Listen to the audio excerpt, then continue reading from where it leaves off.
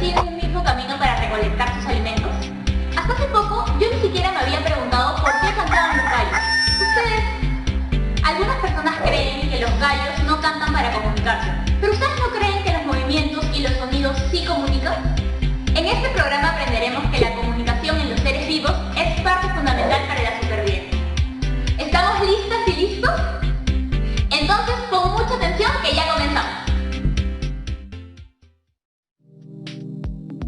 Cerebro, tengo una muy mala noticia. ¡Ay! ¿Pero qué pasó? Este es el libro que te presté. Sí. Mi favorito.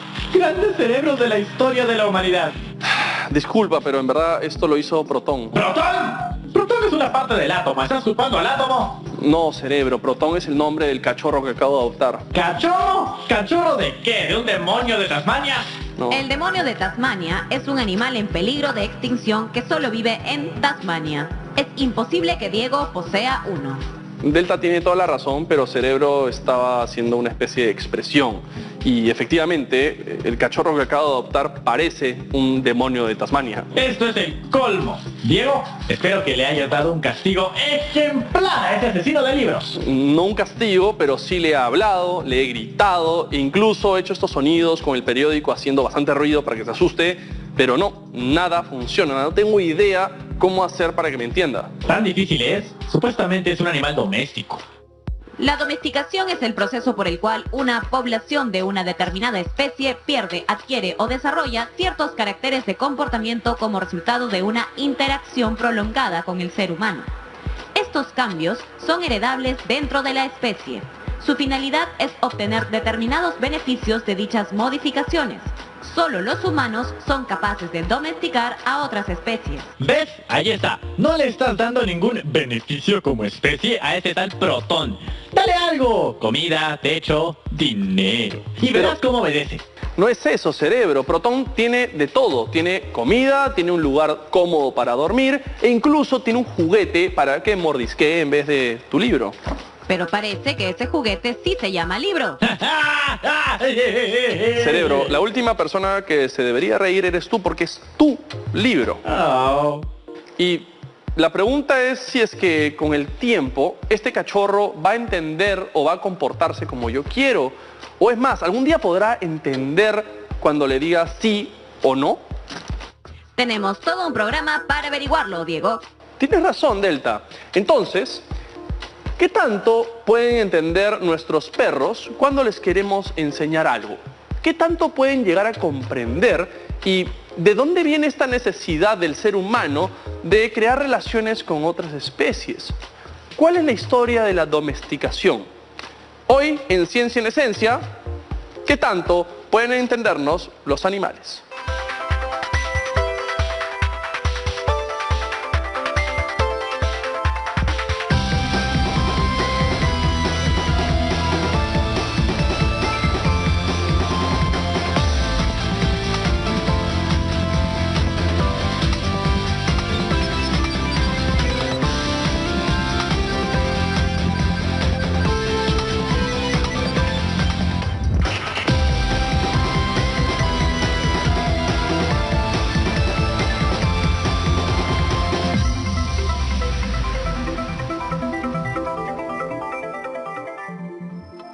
¿Podemos comunicarnos con los animales?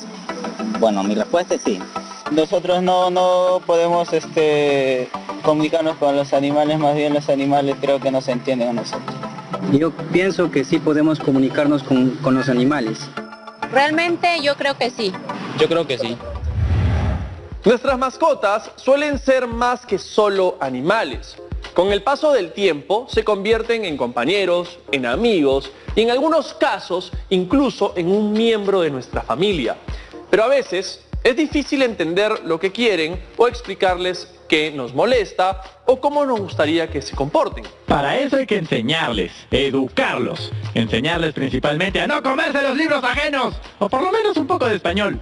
¡Eso es, Diego! Tienes que enseñarle a hablar tu mismo idioma. Idioma no es el término correcto. Entonces, ¿cómo se dice? ¿Vocabulario? ¿O lenguaje? ¡Ladrido! Diego tiene que ladrar para que lo entiendan. La comunicación es la transmisión de una señal con información y es propia en todas las especies animales. Pero el lenguaje es una facultad exclusiva del ser humano por la cual puede expresarse y comunicarse a través de sonidos y signos. Si bien algunos animales pueden comunicarse también con sonidos o signos, lo hacen de forma limitada y sin capacidad creativa ni combinatoria, por lo que no podríamos hablar de lenguaje propio. ¿Existen animales que hayan demostrado tener capacidad para aprender el lenguaje humano? Escaneando. Con respecto a los animales en general, existen algunos con ciertas capacidades físicas, cognitivas y biológicas que pueden reproducir el lenguaje humano, como es el caso de los loros. Ellos reproducen el sonido tal cual. El ser humano lleva años haciendo diversos experimentos con chimpancés y otros tipos de simios, todo en búsqueda de mejorar su salud y de conocer el verdadero alcance de las capacidades de sus parientes primates. Pero de ahí a que logren hacerlos hablar, eso es imposible. Por ahora. Delta, ¿podrías contarnos con algo más de detalle por qué nosotros, los seres humanos, somos la única especie que tiene un lenguaje? Un estudio en el 2018 reveló que la razón por la cual los animales no hablan no está relacionada con la inteligencia, sino con una región específica del cerebro.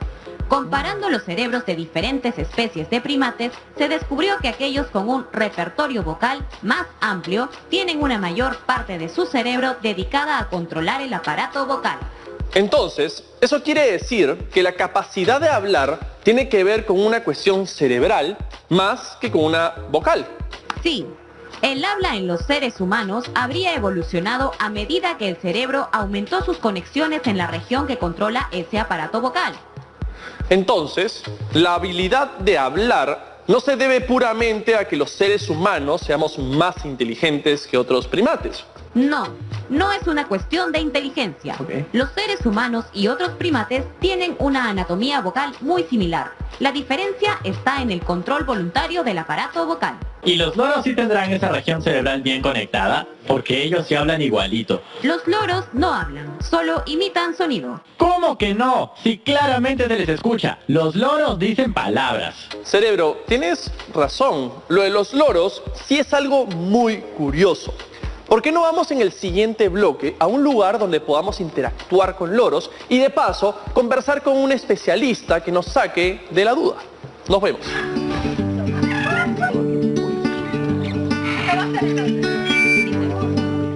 Vamos a buscar a Sally, es una especialista en el cuidado de aves y está junto a unos loros que al parecer están hablando bastante y vamos a descubrir si efectivamente nos quieren decir algo o si solo repiten palabras. Vamos a buscarla.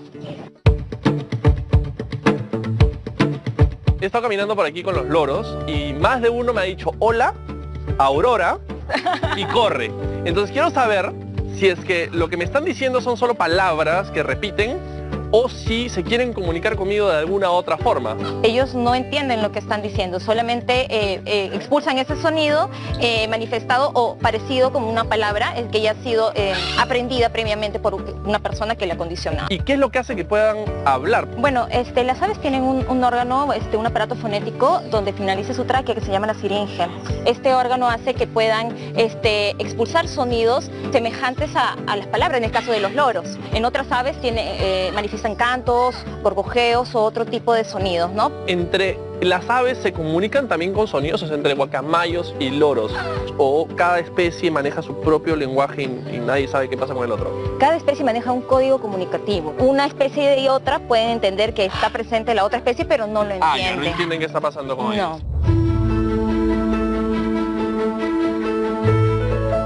Otra manera de comunicarse, muy aparte de emitir sonidos, es mediante danzas, aleteos, ¿no? Quizás de manera territorial, e inclusive mostrando sus plumas, a veces también mostrando su plumaje a su pareja. Exacto, ¿no? También hay otras especies, como por ejemplo el pájaro carpintero que golpea la madera. Uno piensa que está taladrando la madera. No, la verdad es que lo hace para emitir sonidos tipo código Morse para que su bandada lo entienda. Entonces la inteligencia de los animales, en este caso de las aves, influye muchísimo en la forma en la que se comunican, no solo entre ellos, sino con todo su entorno. Exactamente. Por ejemplo, los cuervos pueden reconocer facciones físicas de una persona, pueden reconocer las facciones de un ave que sea amenaza para ellos y puede transmitir esos conocimientos a su bandada para poder mantenerse a la defensa cada vez que se acerque el depredador.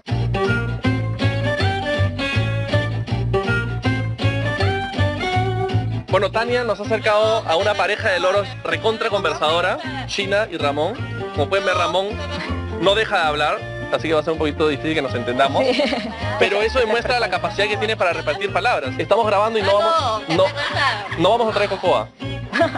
Bueno, creo que esta comunicación ha demostrado que efectivamente los loros pueden repetir palabras muy bien, pero que simplemente no nos entienden y tampoco nos están tratando de decir algo. La recomendación final es que no los tengan en su casa. Exacto, ¿no? Ramón sabe mencionar o emite sonidos semejantes a las palabras porque los ha aprendido en casa. Hilari,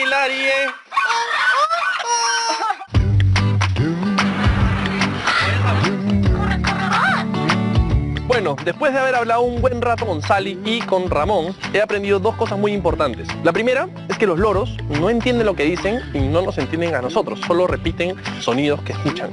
Y la segunda es que no son animales domésticos, así que por favor no los tengan en sus casas porque sufren muchísimo. Nos vemos en set. Así como las aves, hay otras especies de animales que tienen la capacidad de comunicarse entre ellos. Cada una de una manera muy particular y hasta sorprendente, muy diferente a las formas que tenemos nosotros los humanos. Por ejemplo, ¿sabían que la abeja, luego de explorar fuera de su panal, puede regresar a él e indicarle a las demás abejas cuál es el camino hacia las flores que ha encontrado? Simplemente con el movimiento de su vuelo frente a ellas, sin la necesidad de guiarlas físicamente hasta el lugar.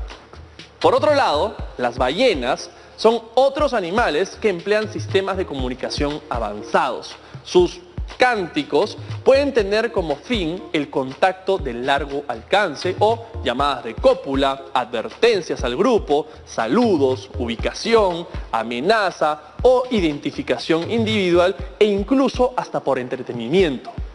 Y hablando de mamíferos, vamos a ver uno muy especial. Los delfines emiten sonidos diversos, chillidos, gruñidos, gorjeos y golpeteos. Estos siguen ciertas pautas, lo que hace creer que son capaces de comunicarse de forma más o menos compleja. Los sonidos también les sirven para orientarse mediante ecolocalización. Los sonidos de frecuencia baja les sirven para obtener orientación y los producidos por frecuencias más altas les dan información precisa acerca de los posibles obstáculos que puedan encontrar. Al vivir en manadas, los delfines se comunican para defenderse de los ataques de los depredadores y cazar. Las madres y los demás adultos del grupo enseñan a los pequeños a comunicarse. Mediante danzas, los delfines también pueden interactuar y comunicarse. Y lo más sorprendente es que según un estudio presentado en la revista Science, cada delfín produce un sonido particular, una suerte de silbido que lo vuelve reconocible para sus pares. A su vez, estos son excelentes imitadores de sonidos, al imitar el sonido característico de sus pares. Se cree que cada delfín estaría llamando a aquel que imita. De esta manera, los delfines podrían establecer comunicación entre ellos, entre la madre y su cría o entre machos aliados, por ejemplo. En conclusión, los delfines pueden llamarse por su nombre.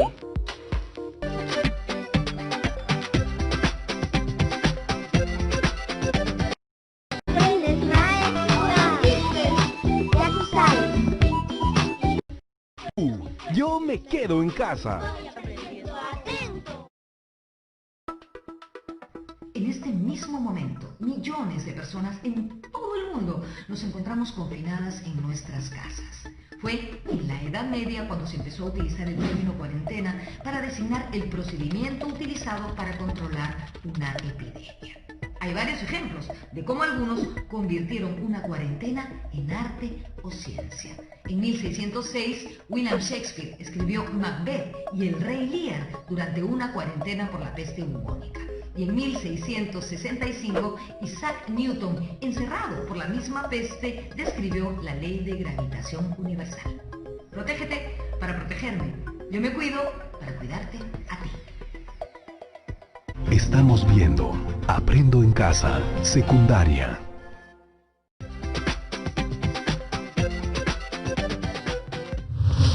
Es muy importante que quede bien claro que la comunicación animal no puede ser definida como lenguaje, principalmente por 4 puntos. Primero, que el lenguaje es un método exclusivamente humano, no es instintivo, es decir, lo hemos fabricado y utilizamos un sistema de símbolos que hemos creado justamente para eso. Pero los animales también se comunican, pues, eso es lo que hemos visto. No hablarán, pero hacen gestos, sonidos, esos también son símbolos, ¿no? Por eso, escucha lo segundo, cerebro.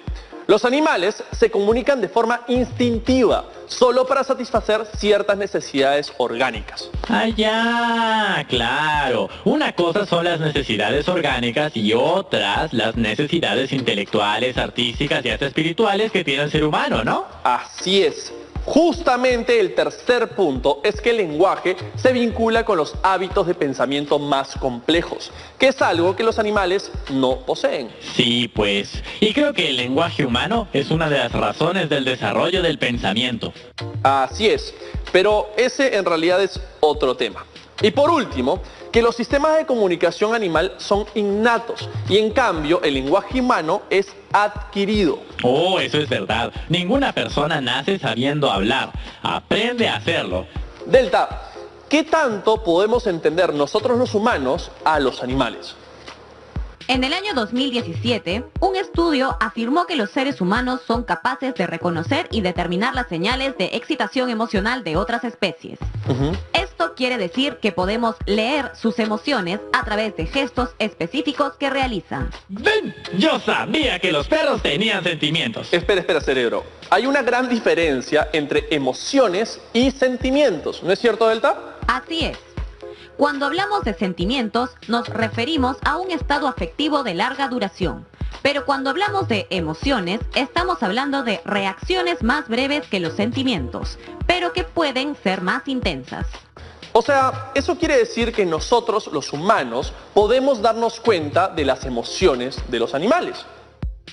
Sí, y las 6 emociones básicas, que son sorpresa, ira, desagrado, tristeza, alegría, miedo.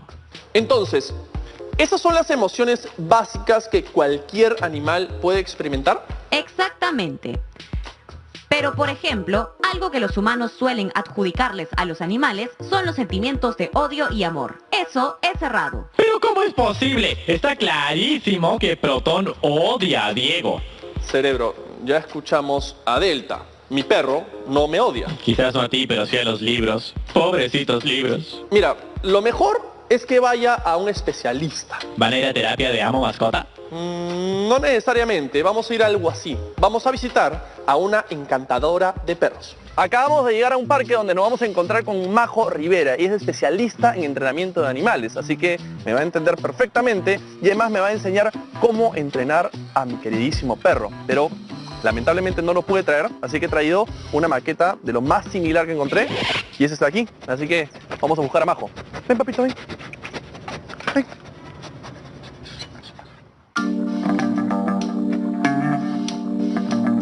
Majo, ¿por qué es que Nube está tranquilita y no está destrozando todo a su alrededor? ¿Por qué no tiene el mismo problema de conducta que mi perro? Bueno, porque una de las cosas que nosotros hacemos con las personas es enseñarle a los perros a ser perros. Ya. Y eso significa tratarlos como lo que son. Entonces, para tú tratar a un perro como lo que es, necesitas primero satisfacer sus necesidades más básicas, innatas, como del animal que son. Entonces, por ejemplo, yo tengo un perro como Nube, que en este caso es una mezcla de razas. Yo no sé qué es ella, en realidad no es una raza en particular. Y a ella le encanta perseguir todo lo que se mueve. Entonces yo necesito buscar actividades que satisfagan esa necesidad que ella tiene. ¿Eso de tratarlos como si fuesen unos niños o unos humanos está bien o está mal? ¿Es lo que hay que hacer o no hay que hacerlo para nada? ¿O depende de cada uno? Si tú lo tratas como algo que ella no es, le estás haciendo daño. Esa es la realidad. Majo, ¿y qué otra cosa estoy haciendo mal con mi perro aparte de tratarlo como un bebito? Digamos, el principal problema o error que cometen la mayoría de los dueños es fortalecer un estado mental de mi perro que es inadecuado. Por ejemplo, cuando el perro está ansioso, o está alterado, o está nervioso, o tiembla de miedo. Y a mí me da pena que mi perro se sienta así, y entonces le hago cariño a mi perro, o mi perro está feliz, excitado, súper excitado. Y yo le hago cariño, hola hijito, todo ese afecto que yo le doy a mi perro en momentos inadecuados, o sea, en estados mentales fuera de la calma, estoy fortaleciendo. O sea, en mi idioma yo le estoy diciendo a mi perro, qué lindo que estés así. En el idioma del perro le estoy diciendo, sigue así, siempre excitado, siempre ansioso, siempre temeroso. Mucha gente dice, ¿cómo hago para que me entienda si no es a golpes o a gritos? Nunca debería existir un golpe o ningún tipo de presión física en el sentido de pegarle al perro o tirarle un periodicazo al perro. No ayuda eso al final de cuentas. Porque los perros solo tienen 2 segundos de asociación. O sea, el perro solamente puede saber que hizo mal 2 segundos después de hacer algo. Ok, si ya pasó hace un buen rato, ya fue, ya mala suerte. Y eso pasa también con la edad del perro. ¿Es ya un perro que es adulto, ya no hay forma de enseñarle cosas o que aprenda? ¿O sí se puede educar a un perro grande? Nosotros hemos educado perros hasta los 15 años. Ah. Sí, se puede. Bastante grande. Sí, o sea, el perro aprende por repeticiones. En la medida que yo repita cierta conducta, voy a generar un nuevo hábito. Eso es, por aquí. Más que preocuparnos porque los animales nos obedezcan y hagan lo que les ordenemos, debemos aprender a entenderlos y saber cómo guiarlos. Porque así como nosotros tenemos necesidades, ellos también las tienen. Y si sabemos satisfacerlas, no tendría por qué haber ningún problema. Uno de los casos más sorprendentes de animales capaces de comunicarse con los humanos es el de Coco, el gorila. Delta, ¿podrías contarnos un poco más de ella? Coco nació el 4 de julio de 1971 en San Francisco. Se hizo famosa en el mundo entero por su dominio del lenguaje de signos, llegando a dominar hasta 1 millar de palabras. Debido a su inteligencia y el nivel de desarrollo que alcanzó en vida, se la considera un ícono de la comunicación interespecies. Francine Penny Patterson fue su cuidadora desde que era un bebé. Pasaban muchas horas juntas cada día y empezó a enseñarle el lenguaje de signos con la ayuda de una intérprete para sordos. En tan solo 2 años, Coco ya había aprendido 80 palabras. En 1974, Coco y Patterson se mudaron a la Universidad de Stanford. Ahí, la psicóloga fundó la Gorilla Foundation, una sociedad encargada de la protección y preservación de simios mediante la comunicación entre especies y la investigación. Coco fue reconocida mundialmente, portada de National Geographic, amiga de Robin Williams y Flea, el bajista de la banda de Red Hot Chili Peppers. A través de los años, Coco pudo también desarrollar su relación con otras especies. Llegó a tener varios gatos. Su relación con el primero de los felinos que adoptó, Old Ball, fue desarrollada en el libro de la doctora Patterson, Coco's Kitten. Old Ball falleció atropellado por un carro. Al ser informada del lamentable suceso, Coco expresó mediante lenguaje de signos palabras como tristeza y llanto. Coco falleció el 20 de junio del 2018 a los 46 años en California. Una pregunta, Delta. ¿Es posible que el ser humano haya utilizado tecnología para mejorar la comunicación con los animales? Sí. Hace algunos años se creó un dispositivo llamado No More Woof, traductor de ladridos que podía analizar el pensamiento de un perro y enunciarlo en lenguaje humano. Sin embargo, solo podía determinar si el perro estaba cansado o molesto, cosas de las que podemos darnos cuenta sin un traductor. Pues claro, para una lengua afuera o un gruñido no se necesita traductor. Igual, se pronostica que en aproximadamente 10 años la inteligencia artificial logre conseguir traducir lo que piensan los perros analizando los ladridos. Y dime, Diego, ¿tú qué vas a hacer? ¿Vas a esperar a que inventen un traductor de ladridos o vas a poner mano dura con Protón de una buena vez? Cerebro, el mejor camino nunca es poner mano dura, sino más bien ponerse en los zapatos del otro. O bueno, en este caso, en las patas del otro. Ah, entonces vas a aprender a ladrar. Ya dejamos muy claro que los animales no tienen lenguaje. Qué interesante esta información que acabamos de ver, ¿no? En este programa hemos podido aprender que la comunicación entre los animales se puede dar mediante señales. Señales visuales como los colores, señales auditivas como el canto, señales táctiles como los movimientos y señales químicas como las feromonas que dejan las hormigas en el camino